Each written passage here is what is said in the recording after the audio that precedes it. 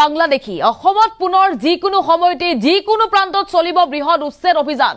হকিয়নি প্ৰদান কৰিছে মুখ্যমন্ত্ৰী ডক্টৰ হিমন্ত বিশ্ব শৰ্মাই কিয়নো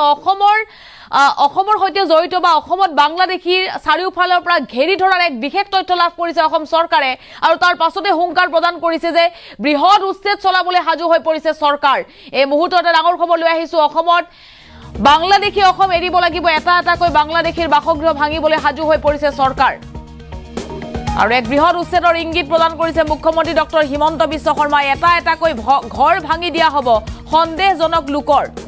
সন্দেহজনক লোকে আৱৰি ধৰিছে অসম ইয়াৰ পাছতে উদ্বেগ প্ৰকাশ কৰিছে মুখ্যমন্ত্ৰী ডক্টৰ হিমন্ত বিশ্ব শৰ্মাই অসমৰ যিকোনো প্ৰান্তত চলিব পাৰে উচ্ছেদ সন্দেহযুক্ত লোকে আৱৰি ধৰিছে অসমে মন্তব্য কৰিছে মুখ্যমন্ত্ৰী ডক্টৰ হিমন্ত বিশ্ব শৰ্মাই বুলডোজাৰেৰে পুনৰ চলোৱা হ'ব বৃহৎ উচ্ছেদ অভিযান পুনৰ বৃহৎ উচ্ছেদ চলাব চৰকাৰে উচ্ছেদ অব্যাহত থাকিব বুলি জনাইছে যুজি জীয়াই থাকিবলগীয়া হৈছে অসমীয়া জাতি আৰু অসমীয়া জাতিৰ সুৰক্ষাৰ বাবে উচ্ছেদ চলাবলৈ সাজু হৈ পৰিছে চৰকাৰ চাৰিওফালৰ পৰিৱেশ সুৰক্ষিত নহয় অসমত এই মন্তব্য ৰাজ্যৰ মুখ্যমন্ত্ৰীৰ অসমত দ্ৰুত গতিত সলনি হৈছে জনগাঁথনি এই মন্তব্য কৰিছে মুখ্যমন্ত্ৰী গৰাকীয়ে সন্দেহজনক লোকৰ দুৰ্গ ভাঙিবলৈ সাজু হৈ পৰিছে চৰকাৰ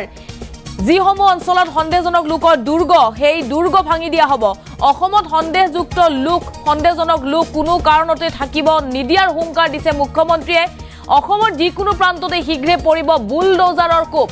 এটা ডাঙৰ খবৰ উচ্ছেদক লৈ আমি জনাইছো অসমীয়া জাতিৰ সুৰক্ষাৰ বাবে উচ্ছেদ চলাব ৰাজ্য চৰকাৰে পুনৰ বৃহৎ উচ্ছেদৰ ইংগিত দিছে মুখ্যমন্ত্ৰী হিমন্ত বিশ্ব শৰ্মাই অসমৰ 12খনকৈ জিলাত 12খনতকৈ অধিক জিলাত সংখ্যালঘুত পৰিণত হৈছে খিলঞ্জীয়া লোক তাক লৈ উদ্বেগ প্ৰকাশ কৰিছে মুখ্যমন্ত্ৰী গৰাকীয়ে আৰু বাংলাদেশীৰ ঘৰ ভাঙিবলৈ চৰকাৰ সাজু হৈ পৰিছে পুনৰ বুলডোজাৰেৰে বৃহৎ উচ্ছেদ চলোৱা হ'ব অসমত এটা বাংলাদেশীক থাকিব দিয়া নহব সন্দেহজনক লোকক থাকিব দিয়া নহব একাংশই ভুৱা নথিপত্ৰ জালিয়াতিৰে বিভিন্ন অঞ্চলত খিলঞ্জীয়া বুলি বা অসমৰ নাগৰিক বুলি ভুৱা নথিপত্ৰৰে পৰিচয় দি আহিছে তাৰ বৃহৎ তথ্য লাভ কৰিছে অসম চৰকাৰে আৰু যাৰ বাবে এবাৰ বৃহৎ উচ্ছেদ চলোৱাৰ হ'ব বুলি মন্তব্য কৰিছে ইংগিত দিছে মুখ্যমন্ত্ৰী গৰাকীয়ে অসমৰ যিকোনো প্ৰান্তত উচ্ছেদ চলাব ৰাজ্য চৰকাৰে এই মুহূৰ্তত মুখ্যমন্ত্ৰী ডক্টৰ হিমন্ত বিশ্ব শৰ্মাৰ মন্তব্য আহি পৰিছে মন্তব্য শুনক আমাৰ অসমত প্ৰতিটো দিনেই জনগাঁথনিৰ পৰিৱৰ্তন হৈছে প্ৰতিটো দিনতে অসমৰ খিলঞ্জীয়া জনসাধাৰণে ভূমিৰ অধিকাৰ হেৰুৱাইছে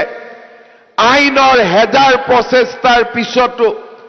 আমি যেন প্ৰতিটো দিনাই আমাৰ নিজৰ মাটি আমাৰ নিজৰ অধিকাৰ হেৰুৱাইছো জাতিটোৰ মাজত এচাম নতুন লোকৰ সৃষ্টি হৈছে যিচাম লোকে পাহৰি গৈছে কাৰ পৰোচনাত কাৰ গুলিত আৰু কাৰ দমনমূলক নীতিৰ বাবে 800তকৈ অধিক যুৱকে এই অসম ভূমিৰ পৰা আঁতৰি যাবলগীয়া হৈছিল অসমক ভাল পাওঁ বুলি অসম আৰু অসমীয়াৰ ভৱিষ্যত সুৰক্ষিত কৰিম বুলি এচাম দেশপ্ৰেমিকে আজিও আমি দেখা পাওঁ সেই অসম আন্দোলনৰ শ্বহীদসকলৰ হত্যাকাৰী কংগ্ৰেছ দলৰ ওচৰত নিলজ্জভাৱে আত্মসমৰ্পণ কৰিছে তেওঁলোকে পাহৰি গৈছে যে সেই ইন্দিৰা গান্ধীৰ নিৰ্দেশতে আজি আমাৰ অসমৰ পৰা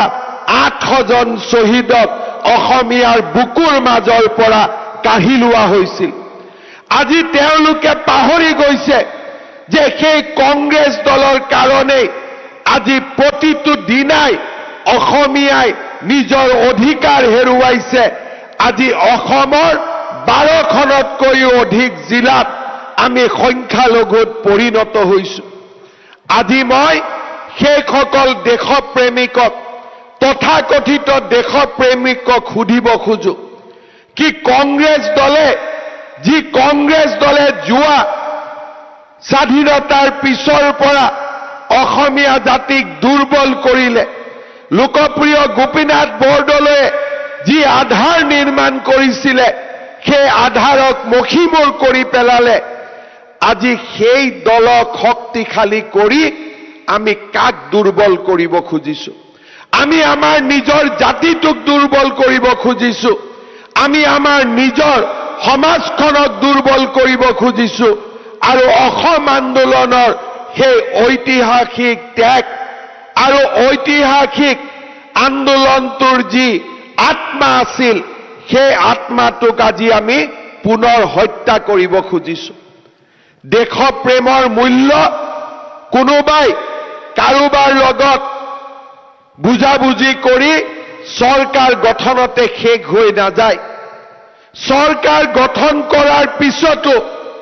মানুহে সাহসেৰে সৈতে অসমৰ শত্ৰুৰ বিৰুদ্ধে যুঁজিব লাগিব। অসমৰ শত্ৰুৰ বিৰুদ্ধে যুঁজি এই জাতিটোক আমি যিমান দিনলৈ পাৰো সুৰক্ষিত কৰি ৰাখিব লাগিব। আৰু সেয়েহে হাজাৰ সমালোচনাৰ পিছতো আমি সাহসেৰে গৰু খুঁটিয়ে হওক,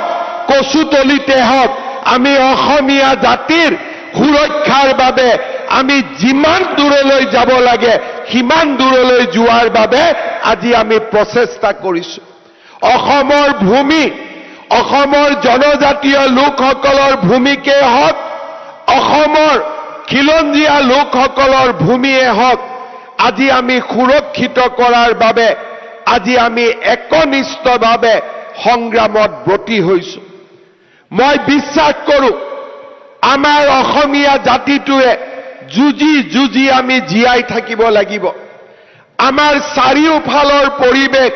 সুৰক্ষিত নহয়। এছাম লোকে সেইসকল লোকৰ লগতে বন্ধুত্ব পতাৰ কথা কয়। এছাম লোকে সেইসকল লোকৰ লগতে মিতিৰালি পতাৰ কথা কয়। কিন্তু সেইসকল লোকক মই আজি আকৌ এবাৰ ক'ব বিচাৰিছো, শ্বহীদ খৰ্গেশ্বৰ তালুকদাৰ, শ্বহীদ ভূপেন ডেকাৰ তেজে আমাক সদায় প্ৰেৰণা দিব। সেইসকল লোকৰ বিৰুদ্ধে আমি যুঁজিম আৰু যুঁজি যুঁজি অসমীয়া জাতিয়ে জিকিব। আজি নহয় কালি অসমীয়া জাতিয়ে আকৌ এবাৰ জিকিব। তাক মই সেইসকল লোকৰ প্ৰতি মই সকীয়াই দিব খুজিছো। পৰাজয় আমি শিকা নাই। পৰাজয়ৰ আগতে আমি নিজৰ জীৱন বলিদান দিয়াৰ কথা চিন্তা কৰিম, কিন্তু পৰাজয়ৰ কথা আমি চিন্তা নকৰিম। আজি শ্বহীদ দিৱসৰ এই পবিত্ৰ মুহূৰ্তত থিয় হৈ মই আকৌ এবাৰ অসমবাসী ৰাইজক প্ৰতিশ্ৰুতি দিছো, আমাৰ চৰকাৰখনে,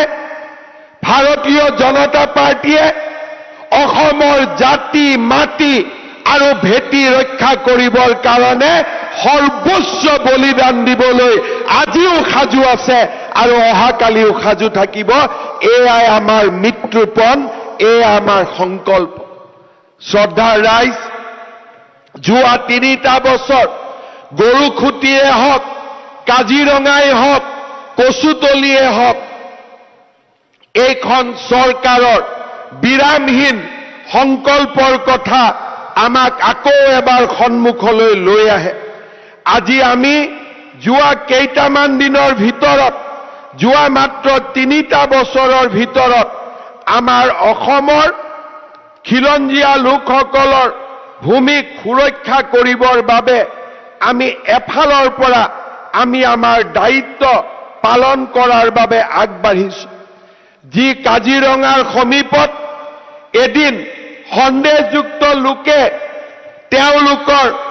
এক প্ৰকাৰে দুৰ্গ নিৰ্মাণ কৰিছিল, সেই কাজিৰঙাক আজি আমি সুৰক্ষিত কৰিছো। আজি আমি কাজিৰঙাৰ সমীপত আমি সন্দেহযুক্ত লোকক আমি আঁতৰাই পঠিয়াইছো। গৰুখুটি প্ৰকল্পৰ আৰম্ভণি কৰি সন্দেহযুক্ত লোকৰ পৰিৱৰ্তে অসমীয়া লোকৰ আত্মনিৰ্ভৰশীলতাৰ এক নতুন ইতিহাস নিৰ্মাণ কৰিছো।